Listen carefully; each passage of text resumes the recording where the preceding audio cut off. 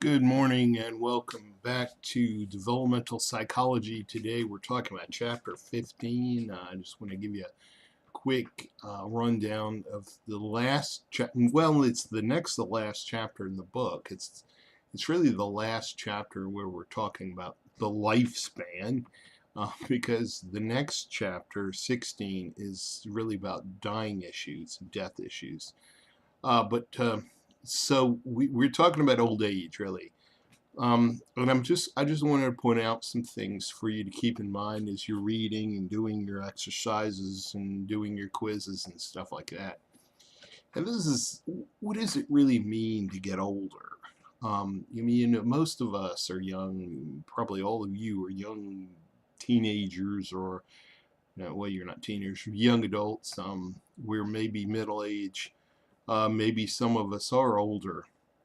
But I think this is really the essence of this, is to think about life in terms of the end of the lifespan. What does that mean? Because here you have people who are living their lives, and their lives are not really about what's in front of them, planning for the future or what I want to do. It's really about looking back and looking in the present, but the present is about maintaining what has already been going on. And I think that right there makes it difficult. So we're really coming to this theoretically from two theories. One is continuity and discontinuity, and you see a theory dealing with continuity. If you remember way back there, I guess the first chapter when we talked about continuity, we're looking at as do we have what it takes to kind of continue with what we're doing, our lives, or are there usually physical or mental issues that are going to keep us from the regular, continuing down the regular lifespan? The second theory is a little more detailed in the way it's drawn. Excuse me. This is the theory of competence and environmental press. So what we were looking at here is a balance in our lives between competence and environmental press. Competence being what you're good at and what you can do, and environmental press being that which your life experiences require for you. See, when you're 18 or 19 or 20, you probably have a lot of competence and maybe not so much environmental press. You may think you have more than you actually have.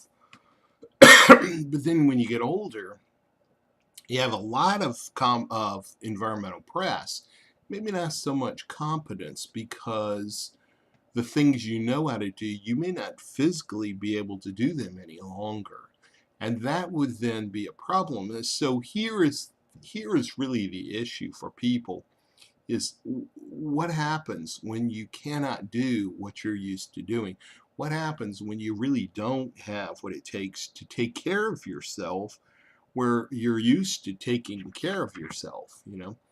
Um, and so people tend to kind of become, docile and just kind of check out and let other people take care of them. And some people, though, don't do that and try to maintain as much control in their lives, be proactive and stuff like that. So this is really the essence of this chapter here. There's some really good issues on, if you remember, as we've been tracking the human lifespan, we've been using, kind of as the structure of this, we've been using Erikson's theory of pro-social development, not pro-social, but socio-emotional development. Here we have the last one stage, or the last two stages, which really has to do with integrity versus despair. Integrity, for most of us, if we were to try to define it, would mean honesty. How am I being honest? Okay, well, what does that mean as far as our personality? Integrity means, have you lived your life? Have you been the person who you really are? Now, that may not make any sense to you, especially if you're young and you've lived your life as far as everything you've done is what people expect you to do, what parents or your teachers have told you to do, and what your friends have told you to do or pressured you to do, that you feel like, okay, this is what people my age do. And you may live your life, you really don't essentially have or take any choices.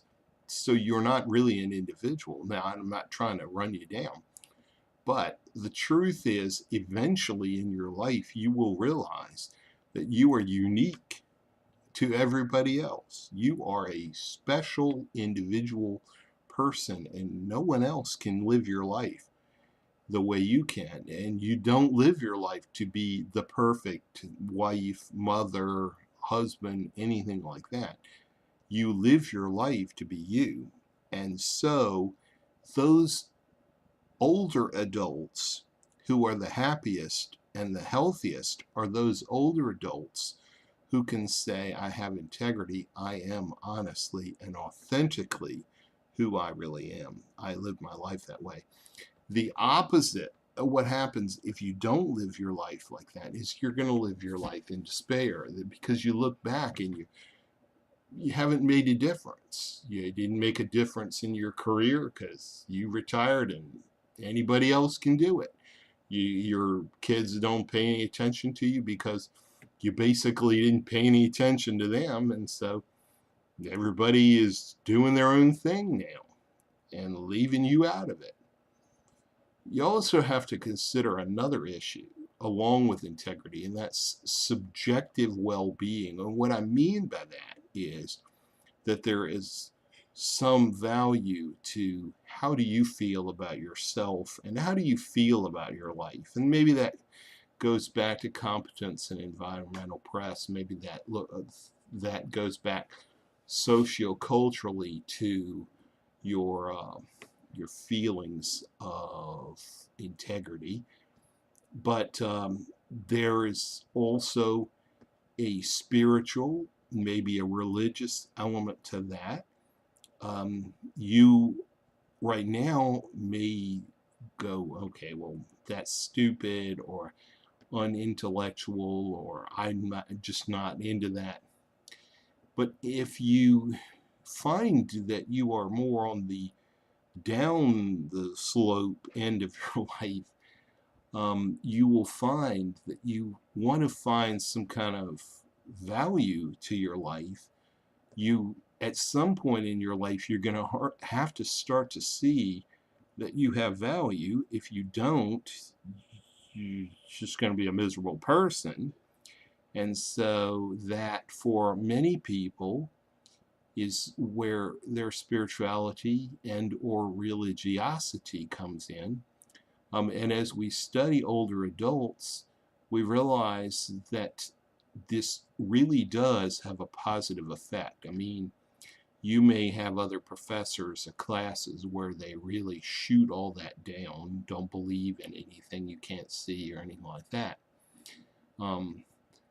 Personally, I know that the literature tells us that, well, I don't know, that's not personal, but the literature tells us that it's good to believe in something greater than yourself, as far as it gives you better health, mental and physical health. At least in older adults it does.